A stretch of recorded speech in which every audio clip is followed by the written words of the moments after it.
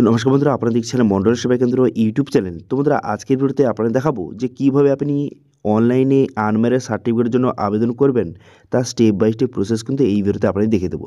এবার বলে কি আনম্যারেড সার্টিফিকেট কী কাজে লাগে?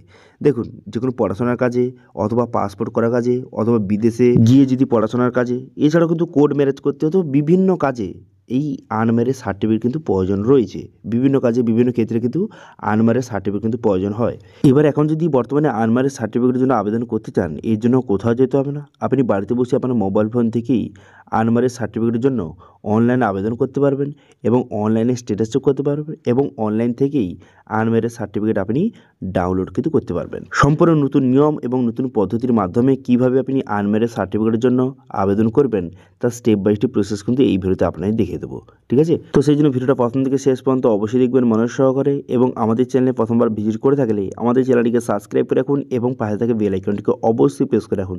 তো চলো আজকে ভিডিওটা শুরু করা যাক। তো প্রথমত এই অফিসিয়াল ওয়েবসাইটে চলে আসবেন wbpms.in। এই অফিসিয়াল ওয়েবসাইটে চলে আসবেন, এর লিঙ্ক ভিডিও ডিসক্রিপশনে প্রোভাইড করে দেবো, সেখান থেকে ডাইরেক্ট এখানে চলে আসবেন।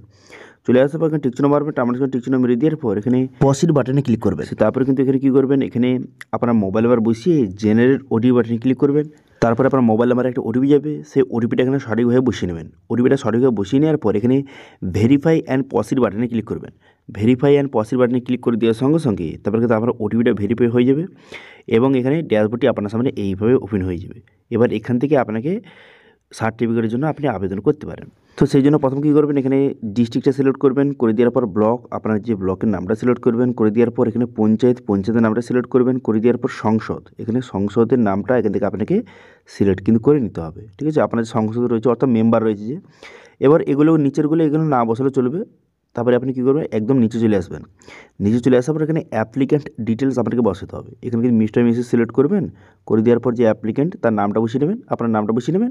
এবার এখানে বলা হয় যে যদি আপনি এই সার্টিফিকেটটা বাংলায় চান, সেক্ষেত্রে বাংলা, এখান থেকে বাংলাতে নামগুলো বসাতে হবে। এবার যদি শুধু ইংলিশে চান, সেক্ষেত্রে শুধু ইংলিশে বসাবেন। যদি বাংলায় চান, সেক্ষেত্রে বাংলায়ও আপনাকে বসাতে হবে। ঠিক আছে?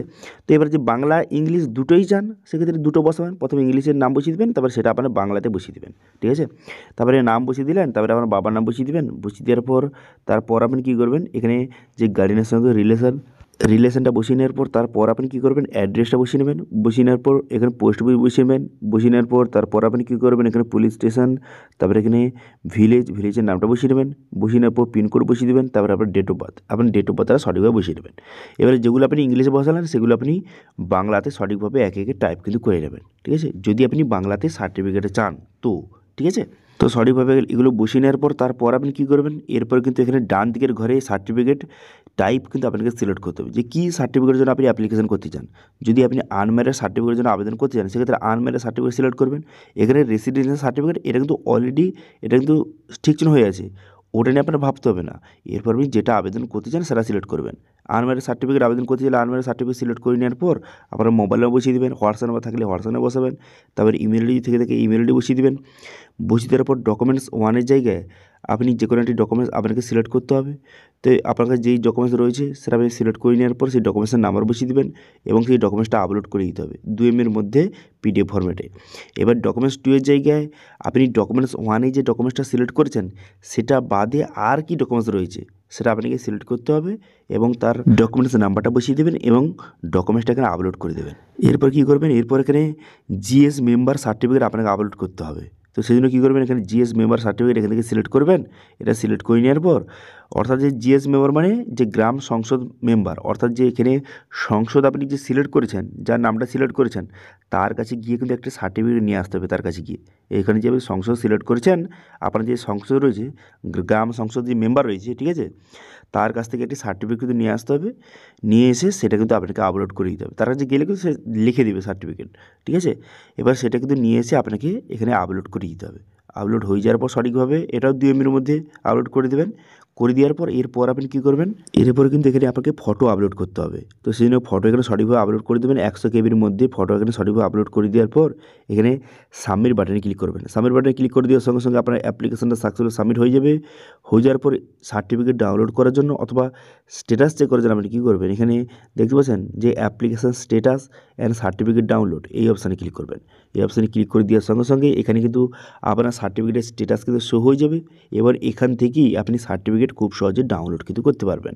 ঠিক আছে, এবার মেন কথা হলো সার্টিফিকেট হতে কত সময় লাগে। দেখুন মোটামুটি কিন্তু ওই 3 থেকে 4 দিন বা 5 দিনের মধ্যে কিন্তু হয়ে যায়। এবার অনেক ক্ষেত্রে এর কম টাইমে হয়ে যায়, এবার কিছু ক্ষেত্রে এর বেশি টাইম লেগে যেতেও পারে।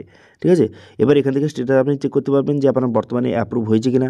যখন এখানে অ্যাপ্রুভ হয়ে যাবে তখন এখানে যে ডাউনলোড বাটন চলে আসবে, সেই অপশানে ক্লিক করে আপনি সার্টিফিকেট খুব সহজে ডাউনলোড কিন্তু করে নিতে পারবেন। ঠিক আছে, তো এইভাবে বর্তমানে যারা কিন্তু আনম্যারিড সার্টিফিকেটের জন্য আবেদন করতে চান, এই প্রসেসের মাধ্যমে বর্তমানে অনলাইনে আবেদন আপনি করতে পারবেন এবং অনলাইনে স্ট্যাটাস চেক করতে পারবেন এবং অনলাইন থেকেই আপনি সার্টিফিকেট ডাউনলোড কিন্তু করতে পারবেন। ঠিক আছে, এবারে এটা নিয়ে যদি কোনো রকম যদি আপনার কোশ্চেন থেকে থাকে অবশ্যই কমেন্ট করুন, আমি অবশ্যই তো রিপ্লাই করব। এবং আজকে ভিডিওটা ভালো লাগে থাকলে ভিডিওটাকে লাইক করে দেবেন এবং ভিডিও কিন্তু বন্ধুর সঙ্গে শেয়ার করে দেবেন। এবং আমাদের চ্যানেলে প্রথমবার ভিজিট করে থাকলে আমাদের চ্যানেলটিকে সাবস্ক্রাইব করে রাখুন এবং পাশে থেকে বেল আইকনটিকে অবশ্যই প্রেস করে রাখুন। আজকে ভিডিওটা এই পর্যন্তই, দেখা হচ্ছে নেক্সট ভিডিওতে। Thank you.